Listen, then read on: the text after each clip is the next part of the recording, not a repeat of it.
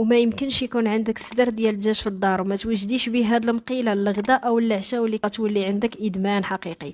غنحتاجو الصدر ديال الدجاج اللي غنقطعوه لشرائح اللي تكون طويله ورقيقه، غندير معاه شويه ديال المعدنوس، غادي نحك 2 ضريسات ديال الثومه. اما العطريه فانا غندير الملحه، شويه ديال سكينجبير، شويه ديال الابزار، معلقه صغيره ديال التحميره، وغادي نوضع معلقه كبيره من توابل الدجاج واللي يمكن لكم تعوضوهم باي نوع من التوابل. غادي نوضع معلقه صغيره ديال لاموطارد، شويه ديال الخل الا كان الحامض فغادي يكون احسن، وغادي نزيد شويه ديال الزيت. غنشرم الدجاج ديالي وغنخليه جانبا. غنجيب مقله غادي نوضع فيها بصله كبيره اللي قطعتها لدوائر تكون رقيقه، ملح، ابزار، شويه ديال الكمون وشويه ديال القزبر يابس مع 2 معالق كبار ديال الزيت، وغنديها فوق النار تشحر واحد 7 ديال الدقائق.